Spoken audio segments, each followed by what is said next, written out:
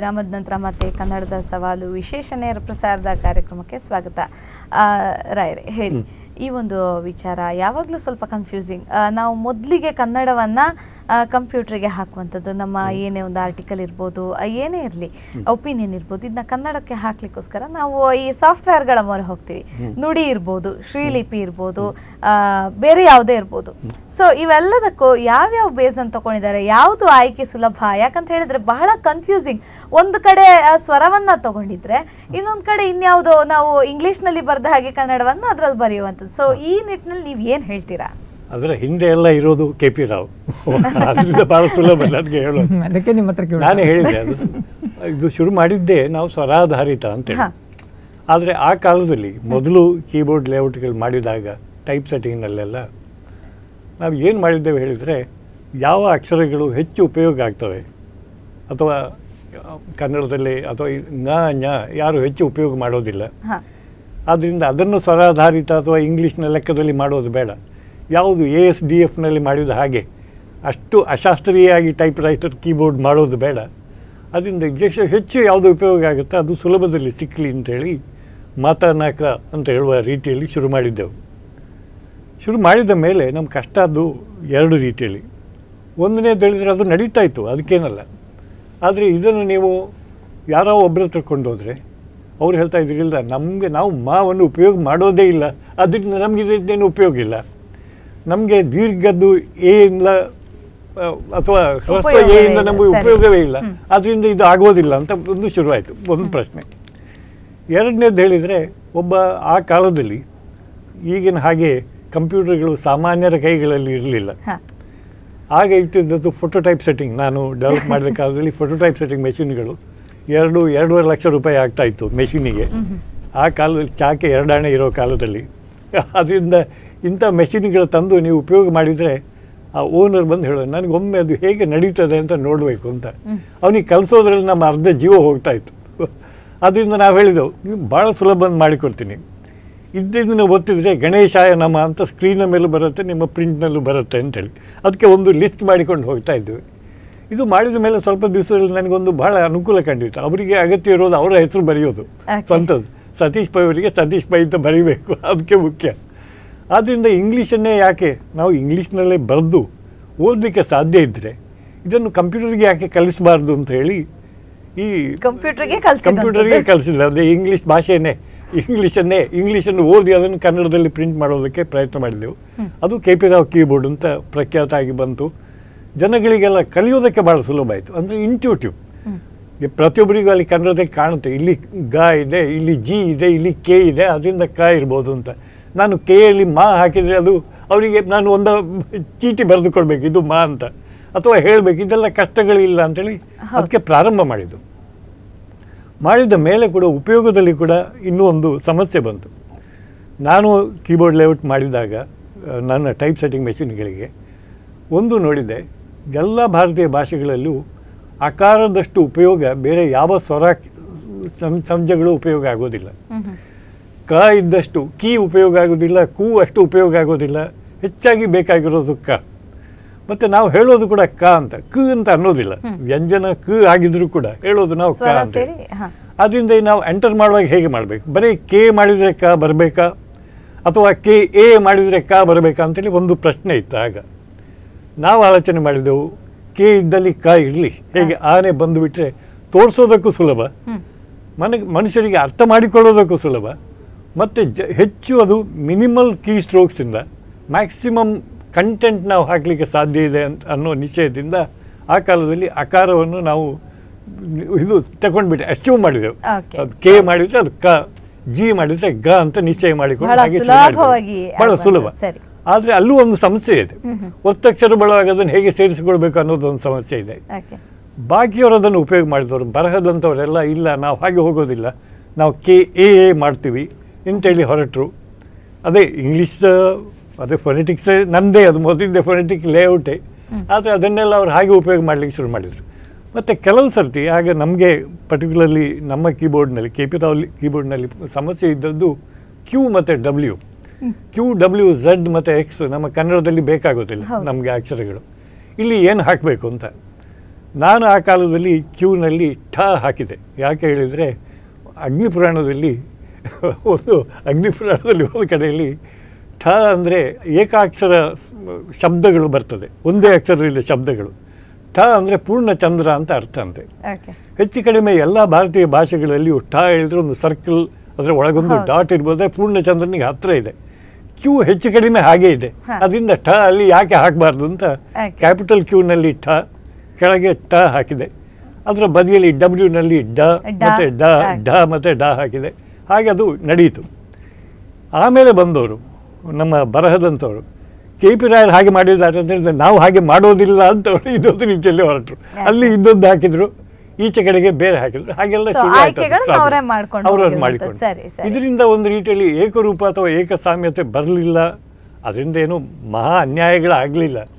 ಎಲ್ಲ ಕೀಬೋರ್ಡ್ಗಳನ್ನು ಸ್ವಲ್ಪ ಕಲಿಬೇಕಾಗ್ತದೆ ಯಾರಾದರೂ ಕೂಡ. ಹಾಗೆ ಬಹಳ ಸುಲಭದಲ್ಲಿ ಹೊಂದಿಕೊಳ್ಳಿಕ್ಕೆ. ಹೌದು, ನಾವು ಅದನ್ನು ಕಂಪ್ಯೂಟರ್ ಹ್ಯೂಮನ್ ಕಂಪ್ಯೂಟರ್ ಇಂಟ್ರಾಕ್ಷನ್ ನಾನೊಂದು ಕಲಿಸೋ ಸಬ್ಜೆಕ್ಟು. ಅದರಲ್ಲಿ ನಮಗೆ ಇದು ಬಹಳ ಅಗತ್ಯ. ಅಂದರೆ ಇಂಟ್ಯೂಟಿವ್ ಆಗಿ ಹೆಚ್ಚು ಯೋಚನೆ ಮಾಡದೆ ಏನೋ ಒಂದು ಮಾಡಿದರೆ ಅದು ಸರಿಯಾಗಿರಬೇಕು. ಹಾಗೆ ಆದರೆ ಅದು ಸರಿ ಅಂತೇಳಿ. ಸರಿ ಸರ್, ಈ ಒಂದು ವಿಚಾರದಿಂದ ಸ್ವಲ್ಪ ಇತ್ತ ಕಡೆ ಬಂದಾಗ, ಈ ನಿಘಂಟಿನ ವಿಚಾರ ಬಂದಾಗ, ಇಂಗ್ಲೀಷ್ನಲ್ಲಿ ಇಂತಿಷ್ಟೇ ಪದಗಳಿರೋದು, ಇಂತಿಷ್ಟೇ ಅದರ ಅರ್ಥ ಹೀಗೆ ಇರುವಂಥದ್ದು ಅಂತ. ಬಟ್ ಕನ್ನಡದಲ್ಲಿ ಇಂತಿಷ್ಟು ಅಂತ ಇದುವರೆಗೂ ನಮಗೆ ಹಿಡಿದಿಡ್ಲಿಕ್ಕಾಗಲಿಲ್ಲ. ಸೊ ಇದು ಎಲ್ಲಿಯಾದರೂ ನಮಗೆ ಈ ಒಂದು ತಂತ್ರಜ್ಞಾನವನ್ನು ಅದಕ್ಕೆ ಅಪ್ಲೈ ಮಾಡಲಿಕ್ಕೆ ತೊಡಕಾಗಿ ಪರಿಣಮಿಸಿದ ಯಾವ ರೀತಿ? ನಿಘಂಟಿಗೆ ಸಂಬಂಧಪಟ್ಟು ಕನ್ನಡದಲ್ಲಿ ಈಗ ಒಂದು ರೀತಿಯಲ್ಲಿ ಕೆಲಸ ನಿಂತು ಹೋಗಿದೆ ಅಂತ ಹೇಳ್ಬೋದು. ಈಗ ಕನ್ನಡ ಸಾಹಿತ್ಯ ಪರಿಷತ್ತಿನ ಒಂದು ಹಲವು ಸಂಪುಟಗಳ ಒಂದು ದೊಡ್ಡ ನಿಘಂಟು ಈಗ ಶತಮಾನದ ಅಂಚಿನಲ್ಲಿರುವ ಯುವಕ ವೆಂಕಟ ಸುಬ್ಬಯ್ಯನವರು ಅವರ ಹಿರಿತನದಲ್ಲಿ ತಯಾರಾದ್ದು, ಅದು ಮುಗಿದ ಮೇಲೆ ಅದರ ಕಚೇರಿಯನ್ನು ಮುಂದುವರಿಸಬೇಕಿತ್ತು. ಒಂದು ನಿಘಂಟಿನ ಕೆಲಸ, ಡಿಕ್ಷನರಿಯ ಕೆಲಸ ಯಾವುದೇ ಭಾಷೆಯಲ್ಲಿ ಅದು ನಿರಂತರ ನಡೀಬೇಕಾದ ಕೆಲಸ. ಇಂಗ್ಲೀಷ್ನವರು ಅದನ್ನು ಬಹಳ ಚೆನ್ನಾಗಿ ಮಾಡ್ತಿದ್ದಾರೆ. ಇವತ್ತಿಗೆ ಇಂಗ್ಲೀಷ್ ಭಾಷೆಯಲ್ಲಿ ಅವರು ಭಾರತೀಯ ಭಾಷೆಗಳಿಂದ ತಗೊಂಡ ಶಬ್ದಗಳ ಸಂಖ್ಯೆ 1000 ಗಟ್ಟಲಿದೆ, ಪ್ರತಿ ದಿನ ತಗೊಳ್ತಾರೆ. ಹಾಗೆ ಭಾಷೆಯನ್ನು ಬೆಳೆಸ್ತಾರೆ. ನಾವು ಆ ನಿಘಂಟು ಕಚೇರಿಯನ್ನೇ ಮುಚ್ಚಿಬಿಟ್ಟು ನಿಘಂಟಿನ ಕೆಲಸವನ್ನು ಏನೋ ಹೊಸ ಶಬ್ದ ಸೃಷ್ಟಿ ಮಾಡುವ ಕೆಲಸವನ್ನು ಪತ್ರಿಕೆಗಳಿಗೆ ಬಿಟ್ಟುಕೊಟ್ಟು ಸುಮ್ಮನಾಗಿ ಬಿಟ್ಟಿದ್ದೇವೆ. ಆದ್ದರಿಂದ ನಿಘಂಟಿನ ಕೆಲಸ ಬಹಳ ಗಂಭೀರವಾಗಿ ತಿರುಗಿ ನಾವು ತೊಡಗಿಸ್ಕೊಳ್ಬೇಕು. ಅದು ಆಗಬೇಕಾದ ಕೆಲಸ. ಸರಿ, ಇನ್ನೊಂದು ಮಾತು ಹೇಳಿದ್ರಿ, ಮಾಧ್ಯಮಗಳಿಗೆ ಹೊಸ ಪದಗಳ ಪ್ರಯೋಗವನ್ನು ಬಿಟ್ಟುಕೊಟ್ಟಿಂತೆ ಎಲ್ಲೋ ಇದು ಕನ್ನಡಕ್ಕೆ ಅಪಭ್ರಂಶ ಆಗ್ತಾ ಇದೆಯಾ? ಅಂದರೆ ಹೊಸ ಹೊಸ ಪದಗಳು ಅಂದರೆ ಈ ಇಂಗ್ಲೀಷ್ನ ಪದಗಳನ್ನು ಕನ್ನಡಕ್ಕೆ ಲಿಂಕ್ ಮಾಡೋದು ಎಲ್ಲೋ ಒಂದು ಕಡೆ ನಮಗೆ ಕ್ರಿಯೇಟಿವಿಟಿ ಯಾಕೆ ಕಾಣಿಸುತ್ತೆ, ಬಹಳ ಸೊಗಸಾಗಿ ಕಾಣ್ತದೆ ಹೆಡ್ಲೈನ್ಗಳನ್ನು ನೋಡುವಾಗ. ಆದರೆ ಎಲ್ಲೋ ಇದು ಕನ್ನಡಕ್ಕೆ ಕೊಡಲಿ ಏಟು ಬೀಳ್ತಾ ಇದೆಯಾ? ಮಾಧ್ಯಮದವರು ಉದಯವಾಣಿಗೆ ನಮ್ಮ ಕರಾವಳಿಯ ಉದಯವಾಣಿ ಅಂತ ಪತ್ರಿಕೆ ಆರಂಭ ಆದ್ದರಿಂದ ಅಲ್ಲಿ ಸಂಸ್ಕೃತ ತಜ್ಞರು ಬನ್ನಂಜಿ ಗೋವಿಂದಾಚಾರ್ಯ ಅಂತವರೆಲ್ಲ ಇದ್ದದ್ದರಿಂದ ಅವರ ಮಾರ್ಗದರ್ಶನದಲ್ಲಿ ಆ ಇಂಗ್ಲೀಷ್ ಶಬ್ದಗಳಿಗೆ ಬಹಳ ಸರಿಯಾಗಿ ಕನ್ನಡ ಶಬ್ದಗಳ ಪ್ರಯೋಗ ಎಲ್ಲ ಆರಂಭ ಆಗಿದೆ ಮತ್ತು ಅವುಗಳೆಲ್ಲ ನೂರಾರು ಚಾಲ್ತಿ ಕೂಡ ಬಂದಿದ್ದಾವೆ. ಆದರೆ ಈಗ ನೀವು ಹೇಳಿದಾಗೆ ಒಂದು ಹೊಸ ರೀತಿಯ ಫ್ಯಾಷನ್ ಕಾಣಿಸ್ತದೆ. ಆ ಶೀರ್ಷಿಕೆ ಕೊಡುವುದರಲ್ಲಿ ಇಂಗ್ಲೀಷ್ ಶಬ್ದಗಳನ್ನು ಸೇರಿಸಿ ಎಲ್ಲ ಅದು ಕೊಡುವಂಥದ್ದು ಅಂತೇಳಿ ಬರೀ ಕನ್ನಡದಲ್ಲಿ ಅಲ್ಲ, ಅದು ಇಂಗ್ಲೀಷ್ನಲ್ಲೂ ಆಗಿದೆ. ಹಿಂದಿಯನ್ನು ಸೇರಿಸಿ ಭಾರತೀಯ ಇಂಗ್ಲೀಷ್ ಲೇಖಕರು ಅವರು ಇಂಗ್ಲೀಷಲ್ಲಿ ಬರೆಯುವಾಗ ಅವ್ರದ್ದೊಂದು ಫ್ಯಾಷನ್ ಉಂಟು. ಅವರು ಇಲ್ಲಿಯ ದೇಸಿ ಶಬ್ದಗಳನ್ನು ಉಪಯೋಗಿಸಿಬಿಡ್ತಾರೆ ಮತ್ತು ಅದಕ್ಕೆ ಅಲ್ಲಿ ಅನುಬಂಧದಲ್ಲಿ ಮೀನಿಂಗ್ ಕೊಡ್ತಾರೆ. ಸೊ ಅದೊಂದು ಫ್ಯಾಷನ್ ಆಗಿದೆ. ಮತ್ತು ಹಾಗೆ ಆಗೋದ್ರ ಮೂಲಕ ಆ ಶಬ್ದ ಚಾಲ್ತಿಗೆ ಬಂದರೆ, ಅದು ಬಳಕೆಗೆ ಬಂದರೆ, ಯಾವುದೇ ಶಬ್ದ ಒಂದು ಭಾಷೆಯಲ್ಲಿ ಉಳಿಯಬೇಕಾದರೆ ಜನ ಒಪ್ಪಿಕೊಳ್ಬೇಕು. ಇಲ್ಲದ್ರೆ ನಾನು ನನ್ನದೇ ಶಬ್ದ ಸೃಷ್ಟಿ ಮಾಡಿದ್ದೇನೆ ಅಂತೇಳಿ 1000 ಗಾದೆಗಳನ್ನು ಶಬ್ದಗಳನ್ನು ಸೃಷ್ಟಿ ಮಾಡಿದರೆ ಉಳಿಯುವುದಿಲ್ಲ. ಜನರ ನಾಲಿಗೆಯಲ್ಲಿ ಬಳಕೆಯಲ್ಲಿ ಉಳಿದ್ರೆ ಅದು ನಿಘಂಟು ಸೇರ್ತದೆ, ಉಳಿದು ಬಿಡಿ, ಭಾಷೆ ಬೆಳೀತದೆ ಅಂತ. ಓಕೆ, ಸರಿ. ಇನ್ನೊಂದು ವಿಚಾರ, ಈ ಶಾಸ್ತ್ರೀಯ ಸ್ಥಾನಮಾನದ ವಿಚಾರವಾಗಿ ಈ ಕನ್ನಡಕ್ಕೆ ಏನು ಹೇಳಿ? ಶಾಸ್ತ್ರೀಯ ಸ್ಥಾನಮಾನ ಇವತ್ತು ಪತ್ರಿಕೆಗಳಲ್ಲಿ ಮತ್ತೆ ಸುದ್ದಿ ಇದೆ. ಅದರ ಅನುದಾನ ಇನ್ನೂ ಬರ್ತಾ ಇಲ್ಲ. ಯಾಕಂದರೆ ಅಲ್ಲಿ ತಾಂತ್ರಿಕ ಸಮಸ್ಯೆ ಇದೆ, ಯಾರೋ ಕೋರ್ಟಿಗೆ ಹೋಗಿದ್ದಾರೆ, ಎಲ್ಲ ಕಡೆ ತಾಂತ್ರಿಕ ಸಮಸ್ಯೆ ಉಂಟು ಅಂತ ಹೇಳ್ತಿದ್ದಾರೆ.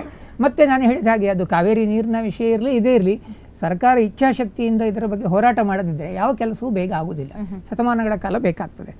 ಶಾಸ್ತ್ರೀಯ ಸ್ಥಾನಮಾನಕ್ಕೆ ಸಂಬಂಧಪಟ್ಟ ಇನ್ನೊಂದು ಸಮಸ್ಯೆ ಅಂದರೆ, ಈಗ ಅನುದಾನ ಕೇಂದ್ರ ಸರ್ಕಾರದಿಂದ 100 ಕೋಟಿ ಬಂದರೂ ಕೂಡ ಹಳಗನ್ನಡದಲ್ಲಿ ಕೆಲಸ ಮಾಡುವ ತಜ್ಞರೆಷ್ಟು ಜನ ಇದ್ದಾರೆ, ಅವರನ್ನು ತಯಾರು ಮಾಡಬೇಕು. ಅದಕ್ಕೆ ನಾನು ಡಾಕ್ಟರ್ ಆಚಾರ್ಯ ಅಂತವ್ರ ಹತ್ರ ಒಂದು ವಿನಂತಿ ಮಾಡಿಕೊಂಡಿದ್ದೆ. ಆ ಕೆಲಸ ಇನ್ನೂ ಆಗಲಿಕ್ಕೆ ಬಾಕಿ ಇದೆ. ನಮ್ಮಲ್ಲಿ ಕೆಲವು ಸಾವಿರ ವಿದ್ಯಾರ್ಥಿಗಳು ನಮ್ಮ ಕರ್ನಾಟಕದ ಬೇರೆ ಬೇರೆ ಕಾಲೇಜುಗಳಲ್ಲಿ ಪದವಿ ಹಂತದಲ್ಲಿ ಐಚ್ಛಿಕ ಕನ್ನಡ, ಮೇಜರ್ ಕನ್ನಡ ಅಧ್ಯಯನ ಮಾಡ್ತಾರೆ. ಅದು ಸ್ವಲ್ಪ ಗಂಭೀರವಾಗಿ ಅವರು ಹಳೆಗನ್ನಡ ಗ್ರಂಥ, ನಡುಗನ್ನಡ ಗ್ರಂಥ ಎಲ್ಲ ಓದ್ತಾರೆ. ಅವರಿಗೆ ನಾವು ವಿಶೇಷವಾಗಿ ಒಂದು ವಿದ್ಯಾರ್ಥಿ ವೇತನ ಕೊಡಬೇಕು. ಈಗ ಕೇಂದ್ರ ಸರ್ಕಾರ ಇಂಥ ಒಳ್ಳೆ ಕೆಲಸ ಮಾಡ್ತದೆ. ಸಂಸ್ಕೃತ ವಿದ್ಯಾರ್ಥಿಗಳಿಗೆ ಅವರು ಸ್ಕಾಲರ್ಶಿಪ್ ವಿಜ್ಞಾನದ ವಿದ್ಯಾರ್ಥಿಗಳಿಗೆ ಬಹಳ ಸಂತೋಷ ಆಗ್ತದೆ. ವಿಜ್ಞಾನದ ವಿದ್ಯಾರ್ಥಿಗಳಿಗೆ ಲಕ್ಷಗಟ್ಟಲೆ ಸ್ಕಾಲರ್ಶಿಪ್ ಕೊಡ್ತಾರೆ. ಯಾಕಂದರೆ ವಿಜ್ಞಾನದ ಬೇಸಿಕ್ ವಿಷಯಗಳನ್ನು ಕಲಿಯುವ ವಿದ್ಯಾರ್ಥಿಗಳ ಸಂಖ್ಯೆ ಕಡಿಮೆ ಆಗ್ತಿದೆ ಅಂತ ಅವರಿಗೆ ಎಚ್ಚರ ಮೂಡಿದೆ. ಎಲ್ಲರೂ IT ಕಡೆ ಹೋಗ್ತಿದ್ದಾರೆ, ವಿಜ್ಞಾನ ಕಡಿಮೆ ಆಗ್ತಿದ್ದಾರೆ ಅಂತ ಎಚ್ಚರ ನಮ್ಮ ಸರ್ಕಾರಕ್ಕೆ ಮೂಡಬೇಕು.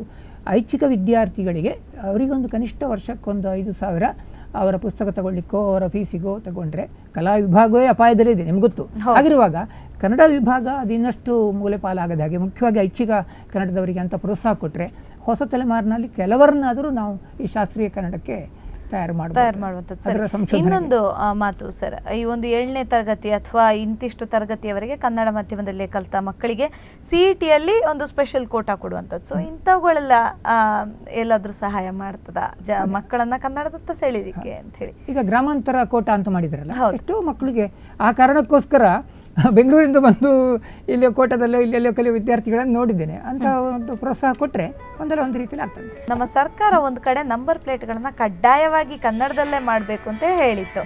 ಸೊ ಈ ಕನ್ನಡದಲ್ಲಿ ನಂಬರ್ ಪ್ಲೇಟ್ ಅನ್ನ ಮಾಡೋದು, ಈ ಅಕ್ಷರಗಳು ಯಾವತ್ತೂ ಕಂಡು ಕೇಳರಿಯದ ಈ ಒಂದು ಕನ್ನಡ ಅಂಕೆಗಳನ್ನ ಈ ರೀತಿ ನಂಬರ್ ಪ್ಲೇಟ್ ಅಲ್ಲಿ ಅಳವಡಿಸೋದ್ರಿಂದ ಏನಾದ್ರೂ ಬದಲಾವಣೆ ಸಾಧ್ಯನಾ?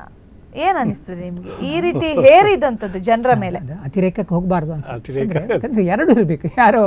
ಯಾರೋ ಒಬ್ಬ ಪೊಲೀಸ್ ಅಧಿಕಾರಿಯೇ ಅವರು ಇನ್ನು ಬೇರೆ ರಾಜ್ಯದಿಂದ ವರ್ಗಾವಣೆಗೊಂಡು ಬಂದವರು ಇರ್ತಾರೆ, ಬೇರೆ ಭಾಷೆಯಿಂದ ಬಂದವರು ಇರ್ತಾರೆ. ಅದರಿಂದ ಎರಡನ್ನು ಬಳಸಬೇಕು. ಈಗ ಒಂದು ಕಡೆ ನೀವು ಬೇಕಾದರೆ ಅಲ್ಲಿ ಕನ್ನಡದಲ್ಲಿ ದಪ್ಪದಲ್ಲಿ ಹಾಕಿ ಕೆಳಗೆ ಇಂಗ್ಲೀಷಲ್ಲಿ ಹಾಕಿ ಅಂತ ಹೇಳ್ಬೋದು. ಅದು ಬಿಟ್ಟು ನಾವು ಎಲ್ಲವೂ ಕನ್ನಡದಲ್ಲೇ ಇರಬೇಕು ಅಂದರೆ ಒಂದು ಕಾಲದಲ್ಲಿ ಗಡಿಯಾರದ ಮೇಲೆ ಅಂಕೆಗಳನ್ನು ಕನ್ನಡದಲ್ಲಿ ಹಾಕಿ ಕನ್ನಡದ ಸೇವೆ ತಾವು ಬಹಳ ದೊಡ್ಡ ಮಾಡಿದ್ದೇವೆ ಅಂತ ಹೇಳಿದ್ರು ನೋಡಿದ್ದೇವೆ ನಾವಿಲ್ಲಿ.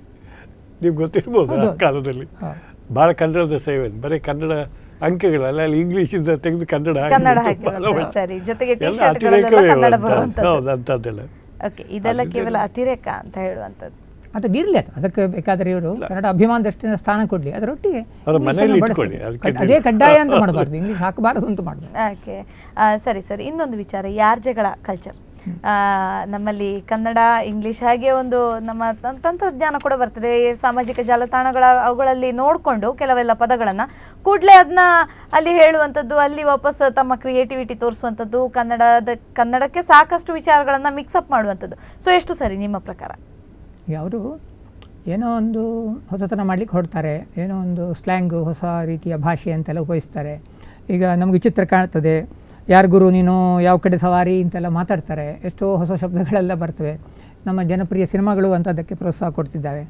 ಆದರೆ ಇಂಥದ್ದು ಎಲ್ಲ ಕಾಲದಲ್ಲಿ ಇರ್ತದೆ. ಈಗ ನಮ್ಮಲ್ಲಿ ಕೈಲಾಸಂ ನಾಟಕ ಬರೆಯುವಾಗ ಅವರು ಆ ಕಾಲದ ಬೆಂಗಳೂರಿನವರು ಉಪಯೋಗಿಸ್ತಿದ್ದ ಇಂಗ್ಲೀಷ್ ಮಿಶ್ರಿತ ಕನ್ನಡವನ್ನು ಸ್ವಲ್ಪ ಅತಿಶಯೋಕ್ತಿ ಮಾಡಿ ಆ ರೀತಿ ನಾಟಕಗಳನ್ನು ಬರೆದಿದ್ರು. ಆದರೆ ಅದೇನು ನಮ್ಮಲ್ಲಿ ಸಂಪ್ರದಾಯ ಆಗಲಿಲ್ಲ.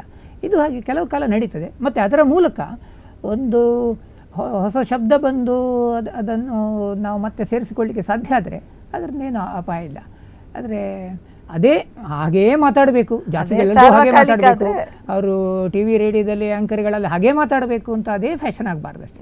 ಕೆಲವರು ಮಾತಾಡ್ತಾರೆ, ಕೆಲವು ಕಾರ್ಯಕ್ರಮದಲ್ಲಿ ಮಾತಾಡ್ತಾರೆ, ಅದು ಜನಪ್ರಿಯ ಆಗ್ತಾ ಇರ್ತದೆ. ಆದರೆ ಅದರ ಜೊತೆಯಲ್ಲಿ ಈ ಇಂಗ್ಲೀಷ್ ಶಬ್ದಗಳನ್ನು ನಮ್ಮ ಗೋಪಾಲಕೃಷ್ಣ ಅಡಿಗರಂಥ ಹಿರಿಯ ಕವಿಗಳು ಕೂಡ ಅವರ ಕಾಲದಲ್ಲಿ ಬಳಸಿದ್ದುಂಟು. ಈಗಿನ ಕವಯಿತ್ರಿಯರು ಹೇಗೆ ಬಳಸ್ತಾರೆ ಅಂತ ಹೇಳೋದಕ್ಕೆ ಒಂದು ಸಣ್ಣ ಉದಾಹರಣೆ ಹೇಳ್ತೇನೆ. ನಮ್ಮ ಕವಯಿತ್ರಿ ಪ್ರತಿಭಾ ನಂದಕುಮಾರ್ ಅವರ ಒಂದು ಕವನ, ಅದರ ಶೀರ್ಷಿಕೆ www.ugadi.com. ಅಂದರೆ ಒಂದು 4 ಸಾಲ. ಸಿಮ್ ಕಾರ್ಡ್ ಸತ್ತಿದೆ, ಮತ್ತೆ ಜೀವ ಕೊಡಬೇಕು. ಕ್ರೆಡಿಟ್ ಕಾರ್ಡ್ ನಿರಾಕರಿಸಿ ಹೊರಗೆ ಉಗುಳಿದೆ ATM. ಪೇಜರ್ ಬೀಪುತ್ತಿಲ್ಲ, ಸ್ತಬ್ಧವಾಗಿದೆ. ಲೈನ್ ಡ್ರಾಪ್ ಆಗಿ ಇಮೇಲ್ ಓಪನ್ ಆಗುತ್ತಿಲ್ಲ. ಸರ್ಫ್ನಲ್ಲಿ ಬರೇ ಸೆಕ್ಸ್ ಟಾಕ್.